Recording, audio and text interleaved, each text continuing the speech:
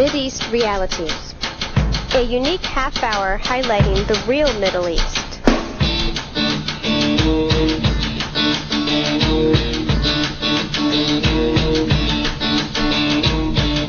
It is a program of information that government and media often misrepresent or just don't want you to know.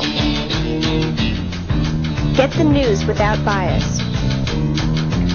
Facts without distortion. And most importantly, analysis from the experts.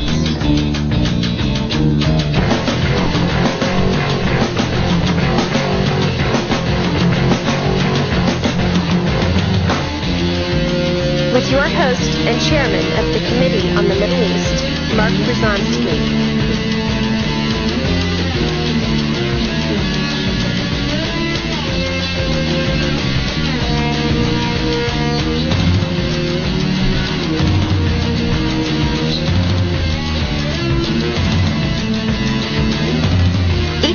This program will feature an interview, discussion, or an event to help viewers understand the complex situation in today's Middle East, and especially the realities of U.S. policies toward that crucial region of the world. Mideast Realities.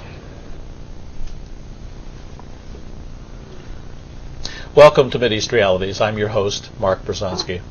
And we're going to be discussing this week, as we did last week, the peace process. The process that the Palestinians and the Israelis are engaged in, that is popularly called the peace process, but has not turned out the way many people had hoped it would. We all remember that a short time ago the President of the United States visited the region. He went not only to visit the Israelis, he also went to visit the Palestinians in Gaza.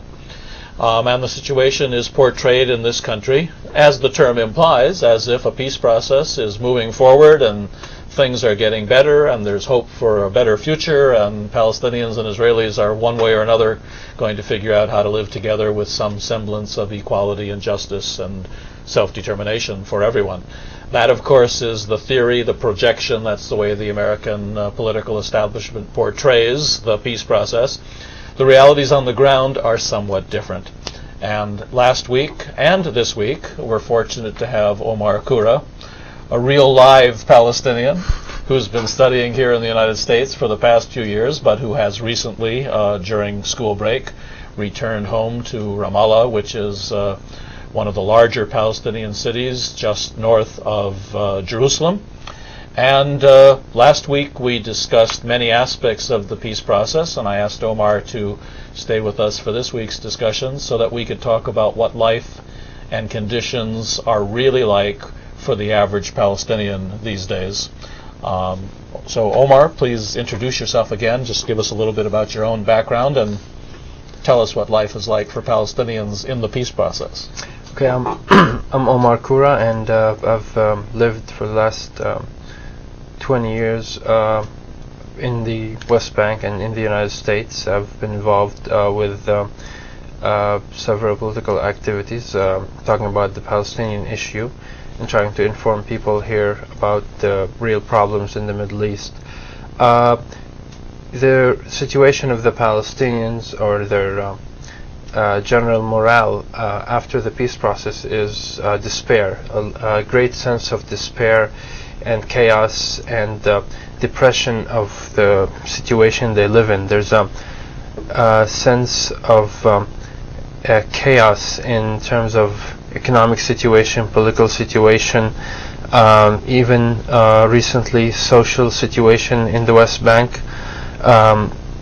Palestinians resent the Palestinian Authority for what it has brought. It has brought more corruption and worse conditions for them, and also some decadent social forms to the West Bank. Are there any good things that have resulted with the coming of Arafat's regime? They're all more formal. How do you say? Nothing substantial. Only imagery. I mean, Imagery. Arafat's big on symbols. He likes to march around and be saluted and go places. But for the average Palestinian, in terms of their life, their aspirations, their ability to go have lunch in Jerusalem, they can't even really get to.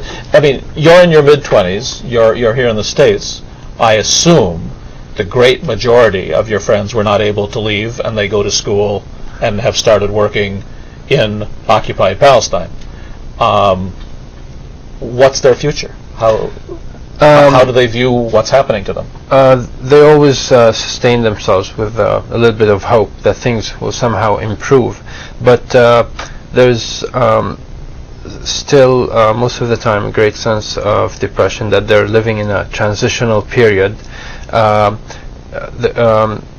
Their hopes go up and down depending on the diplomatic initiatives. With more violence and riots in the West Bank, they realize how that they're caught in those autonomous regions, the Bantustans or the major cities, and it's a very population centers. Palestinian population centers. Indeed, or Area A, as the Oslo maps refer to it. Well, in fact, we have a map of the West Bank. And we'll bring it up on the screen in a moment. And that, I guess, is the peace process. Now, what one does not see on this map are the 150 plus Israeli settlements that are scattered all over the place, primarily in the large orange area, which is total Israeli control. But in all the other areas, you refer to them as Bantustans, in all the other areas, the Israeli army is also in control, isn't it? I mean, even those areas where the Palestinian Authority controls the internal situation, to leave those areas, you have to go by the Israeli army, not police, but army. Yes. The Israeli centers in the West Bank are established areas. They're not just makeshift camps, army camps. You have settlements that have administrative offices where the Palestinians have to refer to in order to conduct business or to get permits and approvals. And for example, in places like Beit Il, which is a settlement near Ramallah, north of Ramallah, Palestinians who live outside the city in Area C have to refer to the settlement or the Israeli center, Beit Il, in order to get permits and approvals for some business operations. Okay, now is there any real interaction between Israeli settlements and Palestinian population centers, or are we talking about two totally segregated and divided societies? I would say segregated for the most part. Palestinians don't really go to the settlement, and the Israeli settlers don't go in the city. And the army is the buffer between the Palestinians and the settlements, and it guarantees that the safety and security of the settlers, while it deals with the Palestinians mostly through coordination offices that are joint Palestinian and Israeli police and army centers. Now, Arafat says he's doing all this because it's leading to independence and statehood for the Palestinians. What do regular Palestinians think? Not what do they hope. What do they think? I think if you dig deep down, Palestinians realize that their situation is not going to get any better. They just keep hoping. And they realize that life just gets more complicated day by day. There are more rules and regulations that complicate their lives. Moving around is much more difficult with the peace process than before the peace process. Yes, indeed. I mean, I've been there a great deal myself, but I have an American passport. I can move around, you flash the American passport. But a Palestinian is much more restricted today than he was before this all started, which was just, 7-8 years ago? Yeah, Palestinians who hold ID cards, have to show it at checkpoints that separate one city from the other, and if a Palestinian is wanted by the Israelis or is prevented from or barred from going out of the city, he cannot leave the city and move around freely. Are lots of Palestinians barred from leaving their city? There are the political activists or those who are wanted by the Israelis and are on the run. There are a good number. Well, but take Jerusalem. Jerusalem is just down the street from. It shouldn't be more than 10 or 15 minutes.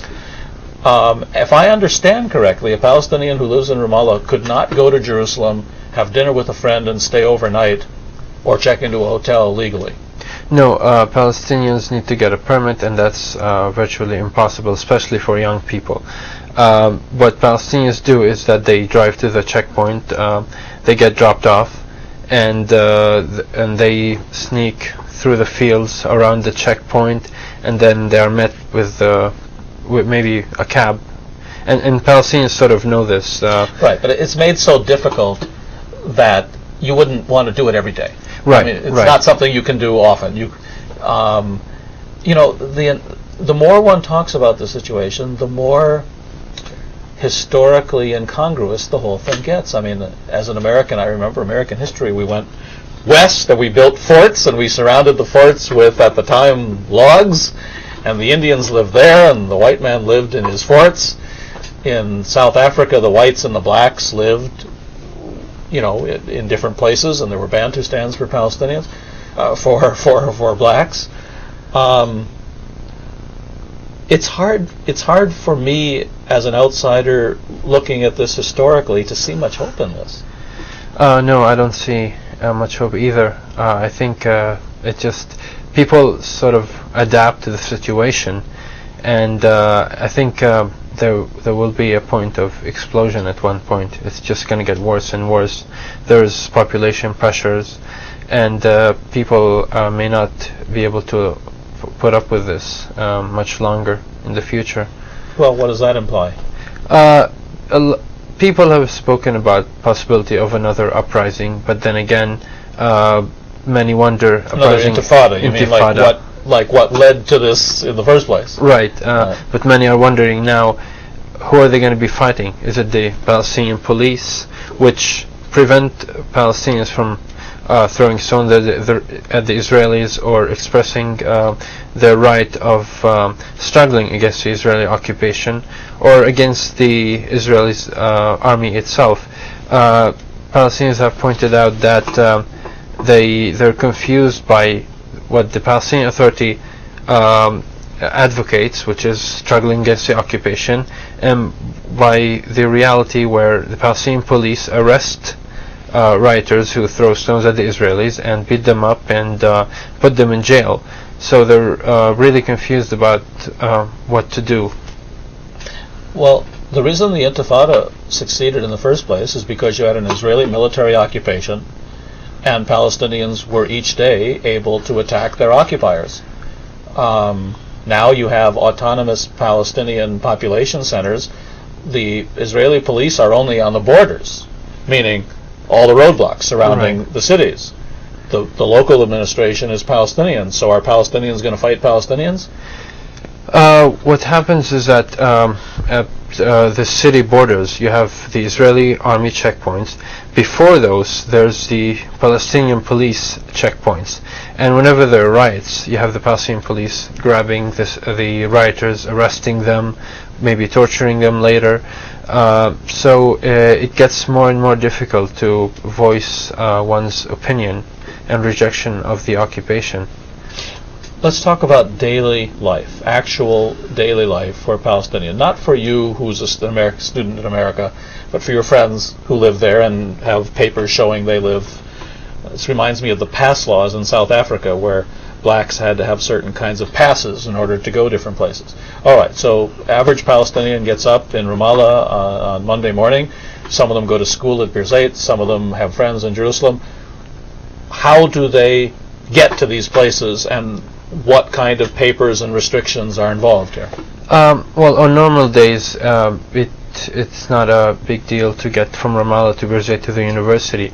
But if there are Israeli army orders of closing the checkpoints, meaning. But you see, you assume that checkpoints are normal. I don't assume that. Right, right. So even on a normal day, you're saying you get in your car, and when you get a couple of kilometers forward, the first thing you apparently do is you hit. I haven't been there in the past few years. I've been to Israel and Palestine 100 times, but not in the past year or two. You apparently first get to a Palestinian checkpoint, right? And so describe what that is like. Between areas A and B, there's Palestinian checkpoints. Between, let's say... And from that map, going between A and B and C takes place all the time, anytime you want to go anywhere. Right, right. Okay. And it's not that area A is surrounded by B. It could be area A, and next to it is area C. Like between Ramallah and Beit El. Plus then you've A got to C. regular roads, bypass roads, settlement roads. Right.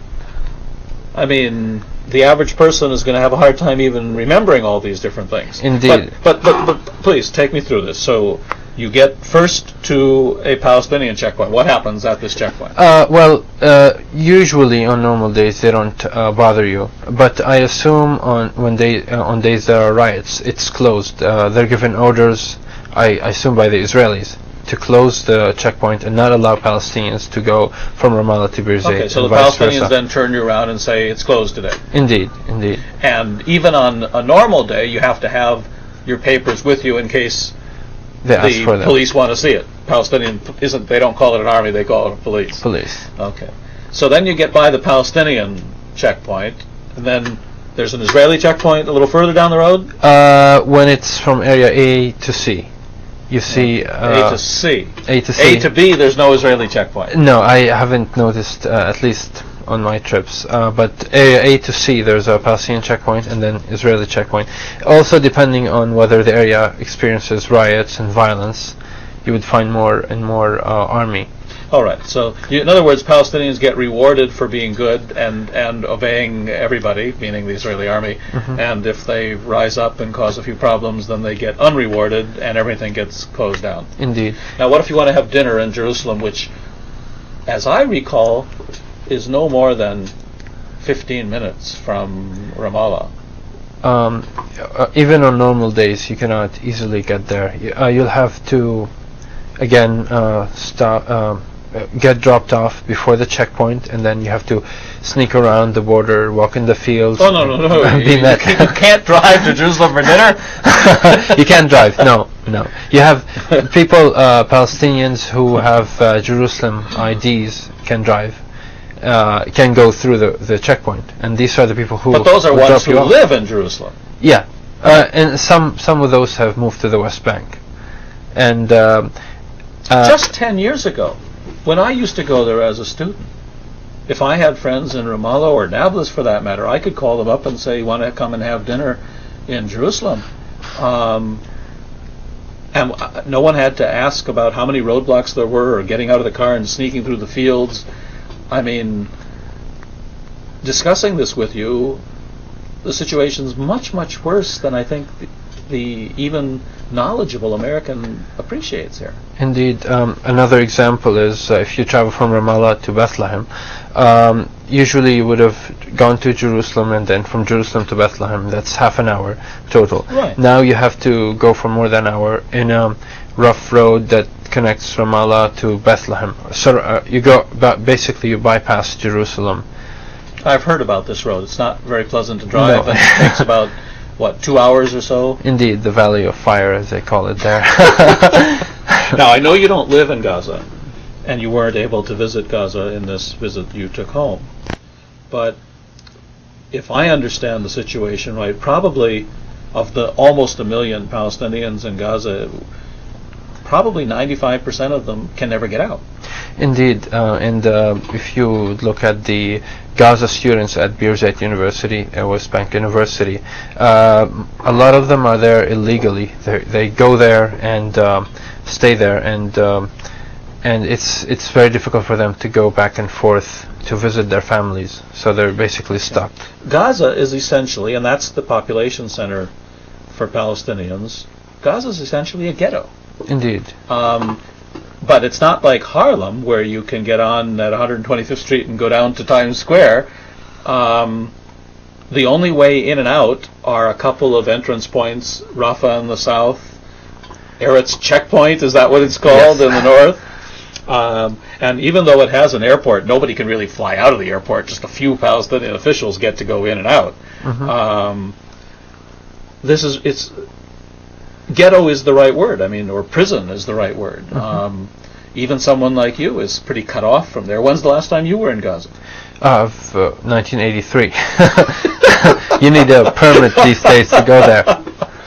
So, what has been brought in the name of peace? I have not been to South Africa, but I've had a lot of friends who have gone there, and I've talked to a lot of journalists.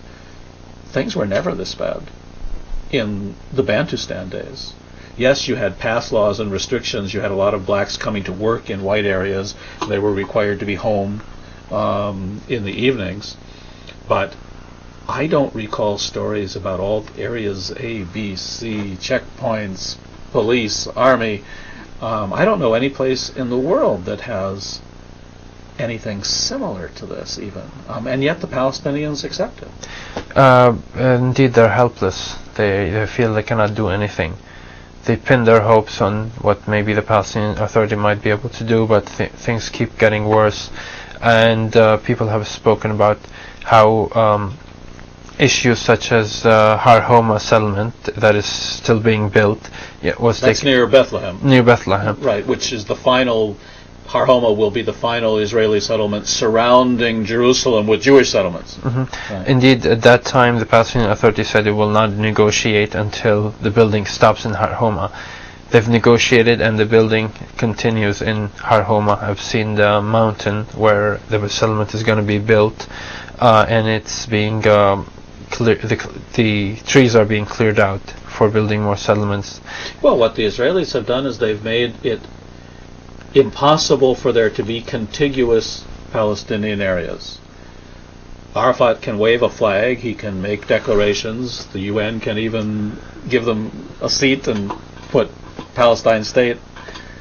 But where in the world do we have a real state and real sovereignty and real self-determination with this kind of geographic situation? Nowhere. Nowhere, indeed. And I think Americans just don't appreciate what is going on. They don't understand why the Palestinians resort to terrorism.